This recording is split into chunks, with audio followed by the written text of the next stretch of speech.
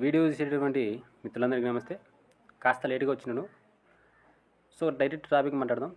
Home minister గారు నిన్న 30 రోజుల్లో మేము కానిస్టేబుల్ మెయిన్స్ ఎగ్జామ్ పెడతామని చెప్పేసి పేపర్ స్టేట్మెంట్ ఇచ్చారు. అలాగే వీడియోస్ కూడా బయటకు వచ్చినాయి.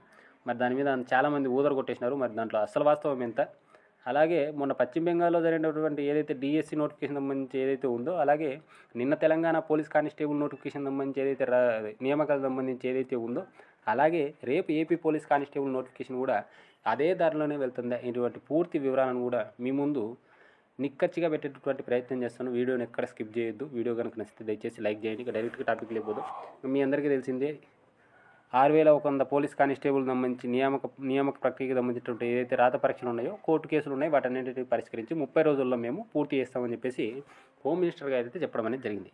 ఈ సంఘటన జరిగినటువంటి ఒకసారి మనం కనుక ఆ విధానాన్ని కనుక చూస్తే, అక్కడ అనంతపురంలో జరిగినటువంటి కొన్ని రాజకీయ పరిణామాల మీద మేడం గారు పెట్టినటువంటి ఏదైతే ప్రెస్ మీట్ ఉందో, అక్కడ కాకతాళీయంగా అడిగినటువంటి ఒక విలేకరి ప్రశ్నకు మేడం గారు కూడా కాకతాళీయంగానే జవాబు చెప్పడం అనేది జరిగింది తప్ప 100% ఫుల్ ఆఫ్ ఇన్ఫర్మేషన్తో మేడం గారు అక్కడ మాట్లాడలేదు. అక్కడ మాట్లాడుతున్నటువంటి సబ్జెక్ట్ మీరు, అక్కడ వచ్చినటువంటి క్వశ్చన్ వేరు. మనకు 30 రోజుల్లో ఎగ్జామ్ పెట్టేటటువంటి అవకాశం అనేది లేదు. ఏవైతే కోర్టు పరిధిలో కోర్టు కేసుల మీద అవకతవకల మీద ఏవైతే నోటిఫికేషన్లు ఉండి ఉంటాయో, వాటి తీరుతెన్నులు ఎలా ఉంటాయనేటువంటి దానికి ఒక చిన్న ఉదాహరణగా మనం ఇక్కడ పశ్చిమ బెంగాల్ సంబంధించినటువంటి 25,000 టీచర్ ఉద్యోగాల రద్దుకు సంబంధించినటువంటి హైకోర్టు తీర్పును మనం చూడవచ్చు. అలాగే నిన్న రీసెంట్గా ఇచ్చినటువంటి తెలంగాణ పోలీస్ కానిస్టేబుల్ నోటిఫికేషన్ సంబంధించినటువంటి ప్రధాన రాత పరీక్షలో 4 తప్పులు వచ్చినాయని చెప్పేసి అభ్యర్థులు వేసినటువంటి ఏదైతే కేసు ఉందో, దాంట్లో సుప్రీంకోర్టు సంచలనంగా ఈ యొక్క ఏవైతే ఉన్నాయో మార్కులు కలిపి వాళ్ళని మళ్ళీ తీసుకోండి అని చెప్పేసి బోర్డుకు ఆదేశాలు జారీ చేయడం అనేది కూడా జరిగింది. వీటి నుంచి మనం నేర్చుకోవాల్సినటువంటి నీతి ఏందిరా అంటే, ఏవైతే కోర్టు కేసు పరిధిలో ఉంటాయో నోటిఫికేషన్లు, అవి కనుక న్యాయపరమైనటువంటి చిక్కులను కనుక తొలగించుకుని వెళ్ళకపోతే, నోటిఫికేషన్లు పూర్తయినప్పటికీ కూడా భవిష్యత్తులో కూడా వాటి మీద ఏదైనా చర్యలు జరిగేటటువంటి అవకాశం ఉంది. ఇక్కడ కానిస్టేబుల్ అభ్యర్థులు ఎవరైతే ఉన్నారో వారు ఆలోచించాల్సినటువంటి ఒక విషయము, నాకున్నటువంటి నాలెడ్జ్ వరకు, నాకున్నటువంటి ఆ ఇన్ఫర్మేషన్ వరకు నేను చెప్పేది ఏమంటే, ఏదైతే హైకోర్టులో రీసెంట్గా అఫిడవిట్ వేసినారో మీ అందరికీ ఆల్రెడీ తెలిసింది, దాని గురించి ఎక్కువ మనం చెప్పుకోవాల్సినటువంటి అవసరం లేదు. ఏదైతే హోంగార్డ్ రిజర్వేషన్ సంబంధించి మనకు హైకోర్టు హాలిడేస్ వచ్చేసరికి మే 12 నుంచి జూన్ 13వ తారీఖు వరకు హైకోర్టుకు హాలిడేస్, సమ్మర్ హాలిడేస్. ఆలోపు అంటే మే 12 లోపు ఒకవేళ కేసులో కనుక హోంగార్డ్స్ కనుక గెలుపొందితే వారికి ఈవెంట్స్ పెట్టి, ఒకవేళ మొత్తం ప్రక్రియ పూర్తయ్యేసరికి జూలై మొదటి వారంలో మనకి ఎగ్జామ్ పెట్టేటటువంటి అవకాశం ఉంది. అనుకున్నట్టుగా జరిగితే, లేదా హోంగార్డ్స్ కనుక గెలవకపోతే అంటే ఓడిపోతే ఒక జూన్ 2nd వీక్ లేదా 3rd వీక్లో మనకు ఎగ్జామ్ పెట్టేటటువంటి అవకాశం అనేది ఉంది తప్ప, ఈ హైకోర్టులో ఉన్నటువంటి కేసులను, సుప్రీంకోర్టులో ఉన్నటువంటి కేసులను కాదని ఒకవేళ బోర్డు కనుక ముందుకెళ్తే, ఇంకొక పశ్చిమ బెంగాల్ తెలంగాణ నోటిఫికేషన్ లాగే ఈ పోలీస్ నోటిఫికేషన్ కూడా రద్దు అయ్యేటటువంటి అవకాశం అనేది ఉంది. ఇక్కడ విద్యార్థులు గమనించాల్సినటువంటి విషయం ఏంటంటే, ఇక్కడ ఉన్నటువంటి 39,000 మందిలో కనీసం 20% మందిని కూడా సాటిస్ఫై చేయలేదు. అంటే 7,800 మంది 20% అంటే మనకున్నటువంటి పోస్టులు 6,100. చూడండి ఎంత కాంపిటీషన్ అనేది. కాంపిటీషన్ తక్కువ ఉండవచ్చు, కానీ నీలాగే ఒక వ్యక్తి నిరంతరం కష్టపడుతుంటాడు. వాడికి తెలుసు ఈ 2 సంవత్సరాలు నీలాగే అతను ఈ నోటిఫికేషన్ నమ్ముకుని ఉన్నానని, ఈ నోటిఫికేషన్ కనుక మిస్ అయితే నీలాగే తన జీవితం కూడా నాశనం అయిపోతుందని, నెక్స్ట్ జాబ్ క్యాలెండర్ లేదని, తర్వాత వేరే జాబ్లో కొన్ని దానికి డిపార్ట్మెంట్ దానికి తన ఏజ్ అనేది సరిపోదని చెప్పేది తెలుసు. కాబట్టి కూర్చొని కష్టపడి చదువుతుంటారు. కానీ కొంతమంది నువ్వు చదువు బాబు అని చెప్తే కామెంట్ల రూపంలో ఏం చెప్తారంటే, 2016 నుంచి ప్రిపేర్ అవుతూనే ఉన్నాము, నువ్వు చెప్పాలన్నా మాకు సిలబస్ కంప్లీట్ చేసుకోమని చెప్పేసి నవ్వే సింబల్లో పెడతా ఉన్నారు. వాళ్ళని చూస్తే నాకు కోపం కంటే కూడా జాలి కలుగుతుంది. ఎందుకంటే 2016 నుంచి వాడి పంతా మారక 2022 వరకు కూడా ఒక కానిస్టేబుల్ జాబ్ కొట్టుకోలేక కామెంట్లో అలా ఏడుస్తున్నాడంటే వాడి భవిష్యత్తు మీద వాడికి సరైనటువంటి అవగాహన లేదనుకుంటా. లేదంటే వాళ్ళ తల్లిదండ్రులు బాగా బలిసిన వాళ్ళై వాడికి లెక్క దండిగా ఇచ్చండాలి. ఓకేనా? మీరు అటువంటి పోకడాలకు పోకుండా ఒకసారి ఆలోచించండి. ఈ నోటిఫికేషన్ కనుక మిస్ అయితే నా పరిస్థితి ఏమి, నా ఆర్థిక పరిస్థితి ఏమి, లేదంటే నా మానసిక పరిస్థితి ఏమి, నేను ఏమైపోతాను ఈ నోటిఫికేషన్ అనేది మిస్ అయితే. గుర్తుపెట్టుకోండి, ఈ నోటిఫికేషన్ కనుక ఎవరైతే మిస్ అవుతారో, అంటే కానిస్టేబుల్ మెయిన్స్ రాత పరీక్షలో ఒకవేళ ఫెయిల్ అవుతారో, విజయం సాధించలేరో వారి లైఫ్ అనేది చాలా అగమ్య గోచరమయ్యేటటువంటి అవకాశం ఉంది. కాబట్టి తెలివి మీరి చదవండి, తెలివితో డెఫినెట్గా ఉండండి, తెలివితో చదువుకోండి. ఊకే కోర్టు కేసులు, అఫిడవిట్లు అవన్నీ మీకు అనవసరమైనటువంటి మాటలు. ఓకేనా? అవన్నీ గవర్నమెంట్ పని, బోర్డు దాని పని దాన్ని చేసుకుంటూ పోతుంది. మరి మీ పని మీరు చేయండి, ప్రిపేర్ కండి. మనలో 70% మందికి నేను మళ్ళీ చెప్తున్నా, ఎందుకు ఇంత కరాకని చెప్పగలంటే నేను స్టూడెంట్స్ని ప్రిపేర్ చేస్తున్నాను కాబట్టి నాకు ఆ విషయం తెలుసు. దాదాపుగా 39,000 మందిలో, ఇప్పుడు ఉన్నటువంటి 39,000 మందిలో 70% మందికి 90 నుంచి 100 మార్కులు మాత్రమే వస్తున్నాయి. మనకి 90 నుంచి 100 మార్కులకి ఏ పోస్ట్ కూడా వచ్చేటటువంటి అవకాశం అనేది లేదు. ఒకవేళ గ్రౌండ్ మెరిట్ భారీగా ఉంటే ఏదైనా 100 మార్కులకు ఏపీఎస్పీ వచ్చేటటువంటి అవకాశం ఉంది. కానీ 90 నుంచి 100 మార్కులకు ఏ సివిల్ పోస్ట్ అనేది రాదు.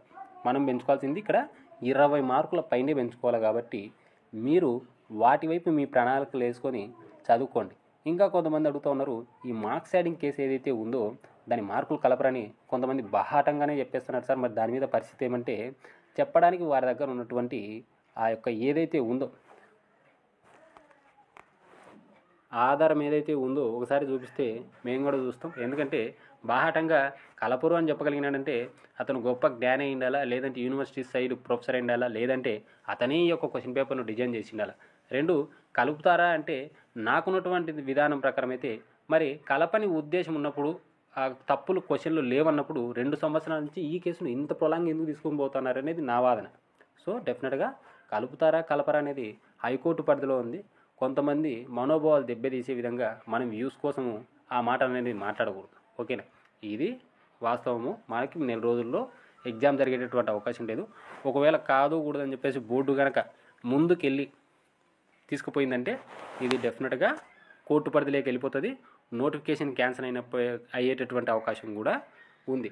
దీంతో పాటు అబ్దుల్ కలాం గారి మాటలు ఏవైతే ఉన్నాయో, నీకు లక్ష్యం ఉండటమే కాదు దాన్ని ఎంత త్వరగా వెళితే అంత త్వరగా సాధించుకునే వ్యూహ నైపుణ్యం కూడా ఉండాలనేటువంటి అబ్దుల్ కలాం గారి మాటలే మాకు ప్రేరణగా లక్ష్యమైనటువంటి టెలిగ్రామ్ గ్రూప్ను స్టార్ట్ చేసేటువంటి విషయం మీ అందరికీ తెలిసిందే.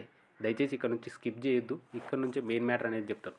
సో లక్ష్యమైనటువంటి టెలిగ్రామ్ గ్రూప్లో ఇప్పటికి దాదాపుగా 360 మంది కానిస్టేబుల్ తెలుగు మీడియం అభ్యర్థులు, ఎవరైతే కోచింగ్ సెంటర్కు వెళ్ళినటువంటి అభ్యర్థులు ఉంటారో, పేద విద్యార్థులు ఉంటారో, వారు జాయిన్ అయ్యి నేను ఇచ్చేటువంటి ప్రణాళికాబద్ధమైనటువంటి టైం టేబుల్ ఫాలో అవుతూ ప్రతిరోజు సబ్ ఇన్స్పెక్టర్ రేంజ్లో ఎగ్జామ్స్ రాస్తూ వారు కానిస్టేబుల్ మెయిన్స్ రాత పరీక్షకి అయితే ప్రిపేర్ అవుతూ ఉన్నారు. రీసెంట్గా మనము లక్ష్యమైనటువంటి టెలిగ్రామ్ గ్రూప్లో అంటే కొంతమంది RRB NTPC, RRB group D కూడా అప్లై చేసింటారు. కాబట్టి AP constable, RRB NTPC, RRB group డిని బేస్ చేసుకుని అంటే ఏదో ఒక ఉద్యోగాన్ని క్రాక్ చేసే విధంగా ప్రతిరోజు టైం టేబుల్, ప్రతిరోజు ఎగ్జామ్స్, అలాగే డైలీ క్లాసులు, కాన్సెప్టెడ్ ఓరియంటెడ్ జనరల్ స్టడీస్ క్లాస్ను కూడా స్టార్ట్ చేయడం అనేది జరిగింది. మన target AP police constable mains రాత పరీక్షలో 120 నుండి 130 మార్కులు సాధించే విధంగా మనం ప్రణాళికలు రచించడం అనేది జరిగింది. ఆల్రెడీ జాయిన్ అయినటువంటి పాత విద్యార్థులతో పాటు ఇప్పుడు జాయిన్ అవుతున్నటువంటి కొత్త విద్యార్థుల కోసం మనం సిలబస్ను రీషెడ్యూల్ చేయడం అనేది జరిగింది. అందరినీ ఒకే ట్రాక్లోకి తీసుకొచ్చినాం. అంటే పాత వాళ్ళైనా ఇప్పుడు జాయిన్ అయ్యేటువంటి కొత్త వాళ్ళైనా ఇదే టైం టేబుల్ ఫాలో అవ్వాలా, ఇవే ఎగ్జామ్స్ రాయాలి. ఒకసారి మీరు చూస్తున్నటువంటి A1 టైం టేబుల్ సంబంధించినటువంటి క్వశ్చన్ పేపర్ను కూడా మీకు చూపించేటటువంటి ప్రయత్నం చేస్తాను.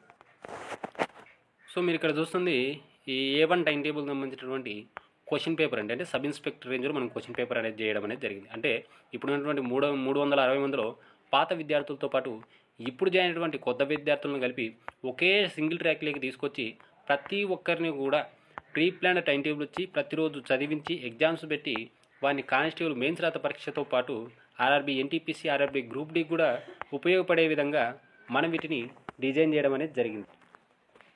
రీసెంట్గా మనము ఈ యొక్క కాన్సెప్ట్ బేస్డ్ జనరల్ స్టడీస్ క్లాస్ను కూడా స్టార్ట్ చేయడం అనేది జరిగింది విద్యార్థుల కోసం. గూగుల్ మీట్లో ప్రతిరోజు కూడా కాన్సెప్ట్ బేస్డ్ జనరల్ స్టడీస్ క్లాస్ను కూడా మనం చెప్పడం అనేది జరుగుతోంది.